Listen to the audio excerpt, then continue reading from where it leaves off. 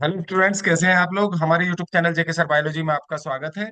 और आज आप लोगों के लिए जो टॉपिक है वो है एनवायरमेंटल पोल्यूशन। और इसमें इंपॉर्टेंट ऑब्जेक्टिव प्रश्नों का एक सेट है जो टीजीटी बायोलॉजी और अदर कॉम्पिटिटिव एग्जाम्स जो है बायोलॉजी से रिलेटेड, जैसे पीजीटी बायोलॉजी और नीट के विद्यार्थियों के लिए ये टॉपिक अत्यंत उपयोगी सिद्ध होने वाला है। चलिए देख लेते हैं इसका पहला question. Recent reports of the acid rain in some industrial cities are due to the effect of atmospheric pollution by. देखिए, रिसेंट जो रिपोर्ट्स आ रही हैं एसिड रेन की सम इंडस्ट्रियल सिटीज में, कुछ औद्योगिक शहरों में, तो एटमॉस्फेरिक पोल्यूशन के कारण होता है। तो ये कौन सा इफेक्ट है, एटमॉस्फेयर में कौन से तत्व ऐसे पोल्यूटेंट्स मिल जाते हैं जिनकी वजह से एसिड रेन हो जाती है। Excessive release of the NO2 and SO2 by burning of the fossil fuels. Fossil fuels के जलने से NO2 और SO2 वातावरण में रिलीज हो जाते हैं, इस वजह से ठीक है एसिड रेन होती है। Excessive release of the CO2 carbon dioxide, ठीक है, के रिलीज होने से, burning of the fuels like would and the charcoal, cutting of the forest and the increased animal population. तो ये भी हो सकता है कि कार्बन डाइऑक्साइड की मात्रा ज्यादा बढ़ने से एटमॉस्फेयर में, जैसे कि फ्यूल हम जलाते हैं, लकड़ी जलाते हैं, चारकोल जलाने से, कटिंग ऑफ, ठीक है, फॉरेस्ट को काटने से, और एनिमल पॉपुलेशन की ज्यादा संख्या होने से, इस वजह से भी हो सकता है। दूसरा, तीसरा देख लेते हैं। The excessive release of the ammonia, ammonia की ज्यादा रिलीज होने से industrial plants and the coal gas द्वारा, इंडस्ट्रियल प्लांट्स और कोल गैस के द्वारा भी एक्सेसिव रिलीज होती है अमोनिया, इस वजह से ठीक है एसिड रेन होती है। या फिर excessive release of the carbon monoxide in atmosphere by incomplete combination of coke, यानी कि अपूर्ण दहन से, अपूर्ण जलने से, कोक के, चारकोल के और अदर कार्बोनेशियस फ्यूल, कार्बन युक्त फ्यूल के, और इन पॉसिटी ऑफ ऑक्सीजन, ऑक्सीजन की कमी में, ऑक्सीजन की कमी के कारण एटमॉस्फेयर में, ठीक है, इनकम्प्लीट दहन होता है कोक का, चारकोल का और दूसरे कार्बन युक्त पदार्थों का या ईंधनों का, और उससे कार्बन मोनोऑक्साइड एटमॉस्फेयर में रिलीज हो रही है, इस वजह से एसिड बनते हैं। तो आप लोगों को एसिड बनते हैं एटमॉस्फेयर में और वो रेन के रूप में बरस जाते हैं, बारिश हो जाती है। तो इसका राइट आंसर देखिए गाइस, हम देख लेते हैं। देखिए, फॉसल फ्यूल्स जैसे कोयला है, पेट्रोलियम है, तो कोयले के जलने से, ज्यादातर जो फॉसल फ्यूल है कोयला, इनके जलने से और पेट्रोलियम पेट्रोलियम पदार्थों के जलने से वातावरण में रिलीज होती है NO2। NO2 क्या, किससे रिएक्शन करती है, जल वाष्प से क्रिया कर लेती है।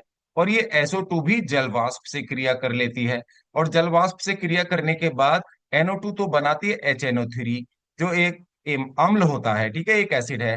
और SO2 H2O से क्रिया करके, यानी जल वाष्प से क्रिया क्रिया करके ये बना लेती है H2SO4। और ये दोनों ही क्या है, एसिड है। HNO3 नाइट्रिक एसिड और सल्फ्यूरिक एसिड, तो ये दोनों एसिड बन जाते हैं।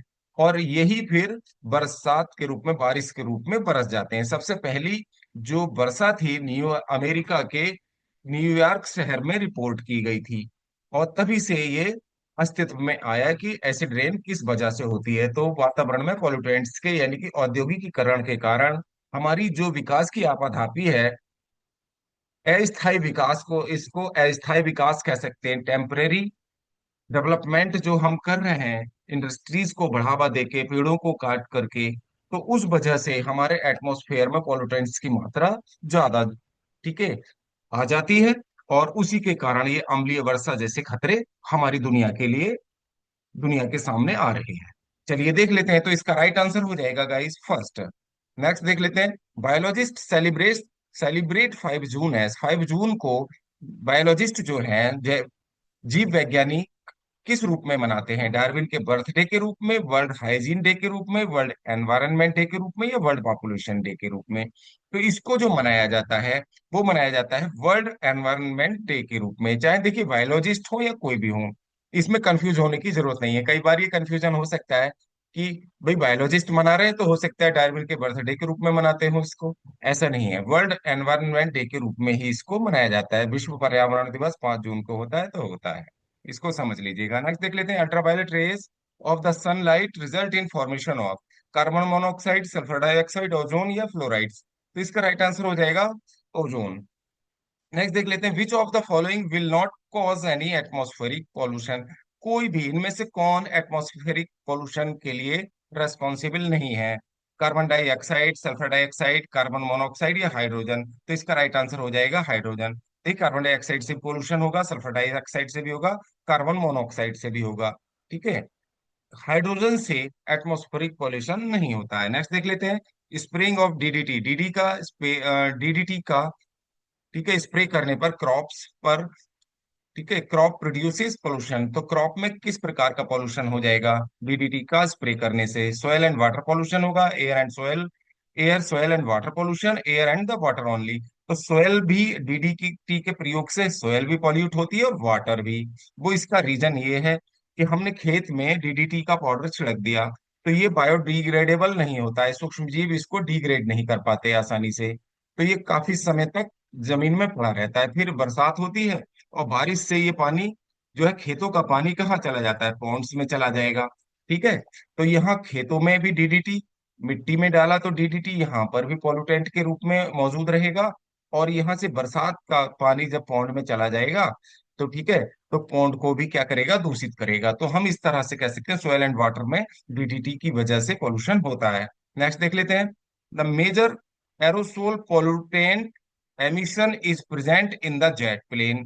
ठीक है, sulphur dioxide, fluorocarbon, carbon tetrachloride या कार्बन मोनोऑक्साइड। जेट प्लेन में जो पॉल्यूटेंट्स होते हैं वो होते हैं फ्लोरोकार्बन, तो इसका राइट आंसर हो जाएगा सेकंड। नेक्स्ट देख लेते हैं, sewage water can be purified for recycling with the action of.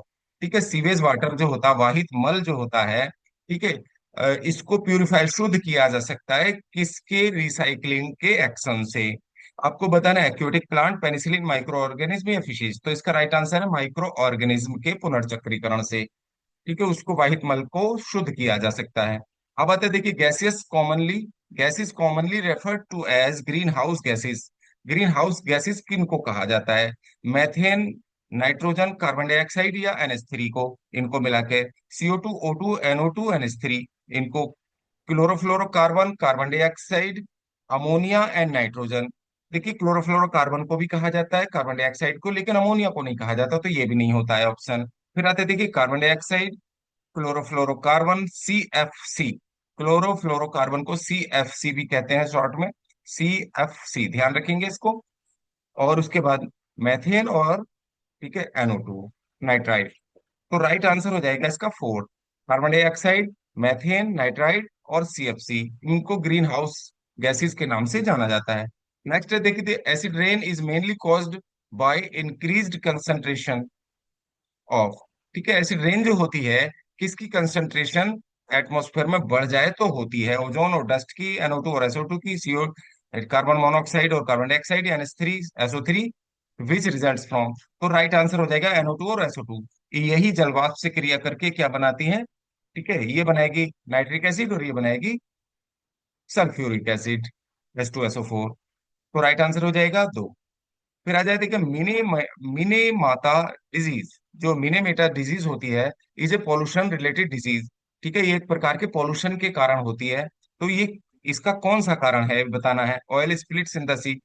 ठीक है, spills in the sea, oil की वजह से समुद्र में। Release of the human organic waste into the drinking water, human waste को ड्रिंकिंग वाटर में रिलीज करने की वजह से एक्यूमुलेशन ऑफ, ठीक है, arsenic into drinking water, arsenic के ड्रिंकिंग वाटर में पहुंचने के कारण।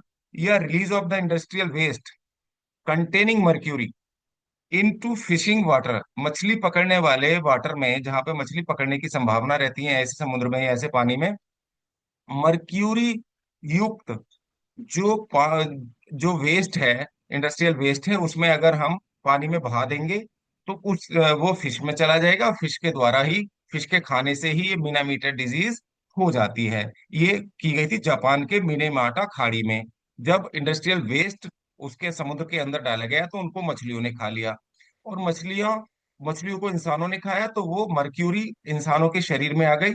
तो पक्षाघात, लकवा जैसे बीमारियां, पूरा शरीर अकड़ गया, और अकड़ के लकवा की वजह से बहुत सारे लोग मरे। बाद में पता चला कि ये मर्क्यूरी की वजह से हुआ, यानी कि पारे की वजह से हुआ। और ये पारा आया कहाँ से? इंडस्ट्रियल वेस्ट से आया था, जो बहाया गया था इंडस्ट्रीज द्वारा समुद्र में। तो तभी से वो मिनामेटा खाड़ी में इसकी, इस डिजीज की खोज हुई थी। तभी से इस रोग को मिनेमाटा डिजीज के नाम से जाना जाता है। तो इसका राइट आंसर हो जाएगा फोर्थ। नेक्स्ट देख लेते हैं, decomposition of the domestic waste under natural processes is known. ठीक है, डीकम्पोजिशन जो होगा डोमेस्टिक वेस्ट का नेचुरल प्रोसेस के अंदर, उसे कहेंगे थर्मल पॉल्यूशन कहेंगे, biodegradable pollution, industrial pollution, या नॉन डिग्रेडेबल पॉल्यूशन। तो इसका राइट आंसर हो जाएगा बायो डिग्रेडेबल पॉल्यूशन के नाम से जानेंगे। फिर आप आएंगे, today concentration of the green house gases is high because. आजकल जो ग्रीन हाउस गैसेस की जो कंसंट्रेशन है हाई हो रही है, किस वजह से हो रही है? रेफ्रिजरेटर के यूज होने से, या ऑयल एंड कोयला और तेल के दहन से, डिफोरेस्ट्रेशन, ठीक है, वनों को समाप्त करने से, ठीक है, वनों के कटान से, ऑल ऑफ दीज। तो ये राइट आंसर हो जाएगा ऑल ऑफ दीज, सबसे, वनों के कटने से भी, ठीक है, तेल और कोयले के दहन से भी, और रेफ्रिजरेटर के प्रयोग से भी ग्रीन हाउस जो गैसेज हैं, इनका जो रेट है वो हाई हो रहा है, एटमॉस्फेयर में बढ़ रही है इनकी संख्या लगातार। नेक्स्ट देख लेते हैं, often in water body is subjected to the sewage pollution the fishes die because. ठीक है, वाटर बॉडी, प्राय जो सीवेज पॉल्यूशन है उसमें जो मछलियां मर जाती हैं वो उसके क्या कारण है? पैथोजेंस, ठीक है, pathogens released by sewage, sewage में, सीवेज द्वारा पैथोजन रिलीज होने से, closing of gills bye solid substances, ठीक है, closing of their gills bye solid substances, तो मछलियों के जो गिल्स हैं वो बंद हो जाते हैं सॉलिड सब्सटेंसेस के द्वारा, या reduction of the dissolve oxygen caused by microbial activity, या फेल स्मेल, बदबू के कारण। तो रिडक्शन इन डिजोल्व ऑक्सीजन, जो घुली हुई ऑक्सीजन है पानी के अंदर, ठीक है, वो माइक्रोबियल एक्टिविटी के कारण रिडक्शन हो जाता है उसमें, यानी कि कम हो जाती है, इस वजह से मर जाती हैं। तो राइट आंसर हो जाएगा यही। देखिए, जब वाटर बॉडीज जो हैं subjected to sewage pollution, sewage वाहित मल जब पानी के अंदर जाता है तो वो उसमें माइक्रोब्स भी चले जाते हैं। वो माइक्रोब्स क्या करते हैं? माइक्रोब्स है और एल्गी आदि हैं, ये सब नॉस्टॉक एनाबीना एल्गी और माइक्रोब्स आदि उसमें बहुत ज्यादा संख्या में चले जाते हैं। तो वहां बीओडी बढ़ जाती है, बायोलॉजिकल ऑक्सीजन डिमांड्स, क्योंकि वहां पे माइक्रोबियल एक्टिविटी बढ़ने से बीओडी बढ़ गई, बीओडी बढ़ जाएगी तो वहां ऑक्सीजन की कमी हो जाएगी, ऑक्सीजन की कमी हो जाएगी पानी के अंदर और मछलियां मर जाएंगी। बीओडी बढ़ने के कारण ऐसा होता है। ठीक है, तो राइट आंसर हो जाएगा इसका थर्ड। नेक्स्ट है, protection from ultraviolet rays from sun is provided by. ठीक है, अल्ट्रावायलेट रेज से जो प्रोटेक्ट करता है हमें, कौन करता है? वो ओजोन करती है, ये तो पता ही है आपको। तो राइट आंसर हो जाएगा सेकंड। रोटेनॉन क्या है? रोटेनॉन देखिए बहुत इंपॉर्टेंट क्वेश्चन है, बहुत बार पूछा भी गया है। ठीक है, रोटेनॉन, और रोटेनॉन की आज जरूरत भी पड़ गई है, जरूरत है आज के टाइम में। ए बायो हर्बिसाइड है, एन इंसेक्ट हार्मोन है, ए नेचुरल हर्बिसाइड है, ए नेचुरल, ठीक है, इंसेक्टिसाइड है। तो ये नेचुरल इंसेक्टिसाइड है। ठीक है, ये कैसा है? कीटनाशी है, जिससे कि वातावरण को यानी एटमॉस्फेयर को कोई नुकसान नहीं पहुंचाता। तो रोटेनोन का प्रयोग इंसेक्टिसाइड के रूप में करना चाहिए इंडिया में। ठीक है, इसको अभी पूरी तरीके से इंसेक्टिसाइड्स को जो वातावरण को नुकसान पहुंचाते हैं वो चूंकि सस्ते हैं, और पहले से ही बहुत सारे प्रोडक्ट्स बन रहे हैं ऐसे इंडस्ट्रीज में, तो उस पर अभी प्रतिबंध नहीं लगाया है इंसेक्टिसाइड्स पर जो केमिकल हैं।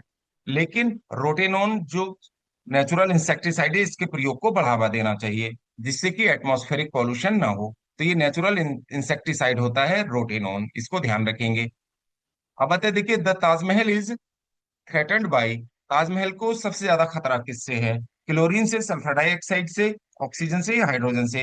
राइट आंसर है सल्फर डाइऑक्साइड। सल्फर डाइऑक्साइड की वजह से कार्बन, ये जो है हमारा ताजमहल है, इसका रंग काला होता जा रहा है। इसीलिए वहां पर जो मथुरा की जो रिफाइनरी है, वहां NO2 और SO2 दोनों ही रिलीज करती थी। तो इस वजह से SO2 को एटमॉस्फेयर में जाने से जो ताजमहल है उसका रंग खराब हो रहा था, तो इसलिए मथुरा की रिफाइनरी को भी बंद कर दिया गया, विश्व धरोहर को बचाने के लिए, ताजमहल को बचाने के लिए मथुरा की रिफाइनरी जो थी उसको बंद किया गया है। ये एक अच्छा कदम माना जाता है। तो ठीक है, यहाँ पर ये क्वेश्चंस का जो सेट है कंप्लीट हो जाता है, और नेक्स्ट वीडियो में मिलते हैं। आज आप लोगों को ये टॉपिक कैसे लगा कमेंट बॉक्स में कमेंट करके बताइएगा।